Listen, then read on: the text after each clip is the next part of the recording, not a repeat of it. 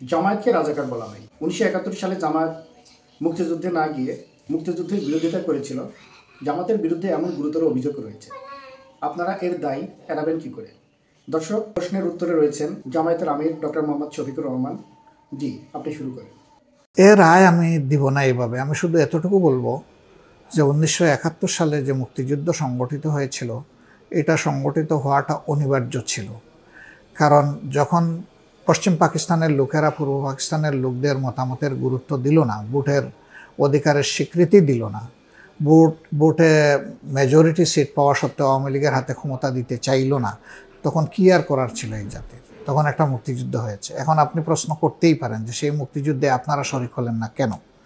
আমরা প্রথম দিকেই দাবি জানিয়েছিলাম, যখন অনিশ্চয়তা দেখা দেয় সবার আগে জামাত দাবি জানাইছে বায়তুল মুকাররম থেকে মিছিল বের করে গোলাম আজম সাহেবের নেতৃত্বে, যে নির্বাচিত দলের হাতে ক্ষমতা হস্তান্তর করা হোক, নইলে পাকিস্তান ক্ষতির দিকে ধাবিত হবে। পাকিস্তানি শাসক গোষ্ঠী এটা শুনে নাই।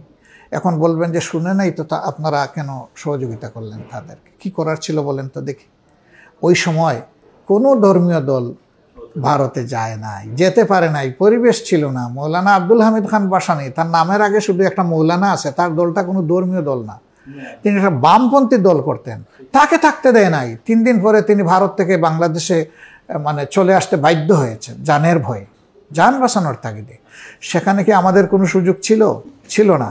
তাইলে আমরা দেশের ভিতরে ছিলাম। দেশের ভিতরে শাসনটা কার ছিল?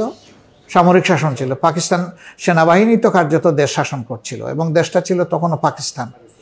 সেই হিসাবে আমরা একটা কথাই বলেছিলাম যে আমাদের আশঙ্কার একটা জায়গা আছে। ভারত আমাদের লোকদেরকে আশ্রয় দিয়েছে, ট্রেনিং দিচ্ছে, তারা যুদ্ধের সকল সহযোগিতা করে যাচ্ছে। এই ভারত একটা বৃহৎ প্রতিবেশী দেশ। ভারত যদি তাদের সহযোগিতায় বাংলাদেশকে শাসন করতে সাহায্য করে, আর আমরা যদি এইভাবে স্বাধীন হই, তাহলে স্বাধীনতার সুফল বাংলাদেশি জনগণের ঘরে আসবে না, এটা ভারতের ঘরে চলে যাবে। 53 বছরের বাংলাদেশের ইতিহাস কি প্রমাণ করে? এখনকার মানুষ কি সাক্ষী দেয়? আমাদের এই একটাই আশঙ্কার জায়গা ছিল। এই আশঙ্কার জায়গা থেকে আমরা সরাসরি পারলাম না। আর ভারতে যাওয়ার আমাদের কোনো সুযোগ ছিল না। মুক্তিযুদ্ধ যারা করেছেন, শুধু কাদেরিয়া বাহিনী বলে যে তারা দেশের ভিতরে থেকেই মুক্তিযুদ্ধ করেছেন, আমরা তো শুধু একটা অঞ্চলের সংগঠন ছিলাম না, থাকুক মানুষ 10 জনে, কিন্তু সারা বাংলাদেশে ছড়াইছিল। ওরকম কোনো আঞ্চলিক ভিত্তিতে যুদ্ধ করারও সুযোগ জামাত ইসলামের ছিল না। তাছাড়া আমি তখন সেই বয়সের মানুষ না। এখন জামাতের তখনকার পলিসি সম্পর্কে কথা বলার আসলে আমারও কোনো আমার অধিকার নাই। আমি বলবো আমার কোনো অধিকারই নেই। আমি তো তখন মানুষও ছোট, আর আমি এই সংগঠনের সাথেও ছিলাম না, দুইটা কথা। হাওয়েভার এরপরে যেটা আমরা বুঝতে পেরেছি যে জামাতের রিজার্ভেশনের জায়গাটা ওখানে ছিল। তাহলে কি আপনি বলতে চান 1971 সালে জামায়াত যুদ্ধে যোগদান না করে কোনো অপরাধ করে নাই? বলবেন যে জামাতকে থাকলে তখন জামাতের কোনো লোক কোনো অপরাধ করে নাই? অপরাধ করেছে কি করে নাই? আমাদেরকে তো রাজাকার বলে, তাই না? আওয়ামী লীগ তো রাজাকারের একটা তালিকা তৈরি হয়েছিল আওয়ামী লীগের এই সরকারের সময়। সরকার বৈধ হোক অবৈধ হোক যাই হোক, আকম মুজাম্মেল হক হইলেন এটার মন্ত্রী, তারই নেতৃত্বে পাবলিশ হলো। সেখানে জামাত পাইল কত? 34 জন মানুষের নাম পাইল জামাতের। আওয়ামী লীগের পাইল 8000 সামথিং, অন্যান্য দলের বাকিটা 12000 লোকের মধ্যে। তো দল কোনটা?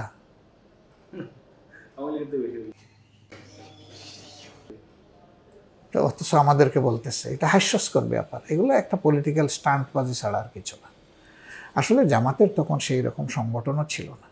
আমি ছোট মানুষ, আমার একটা ইউনিয়নে আমি যা দেখেছি, আমার তো আর থানা দেখার সুযোগ তখন ছিল না।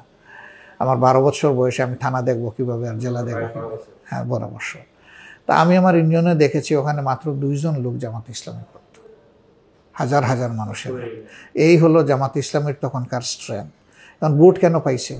জামাতের বক্তব্যকে হয়তো মানুষ গ্রহণ করেছে, এই জন্যে যারা আওয়ামী লীগকে গ্রহণ করতে পারে নাই তারা হয়তো জামাতকে ভোট দিয়েছে। সেটা আওয়ামী লীগ পেয়েছে 96% ভোট, আর জামাত 4%-এর কাছাকাছি ভোট। ব্যবধান এই ব্যবধানে জামাত 2 নম্বর দল আর কি।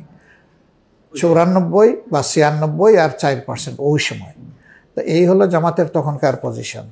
সেই জামাত বাংলাদেশের পূর্ব পাকিস্তানের সব কিছু কন্ট্রোল করে নিয়েছে আজকের মতো আর কি, যে বর্তমান এই সরকারকে চালায় জামাত ইসলাম।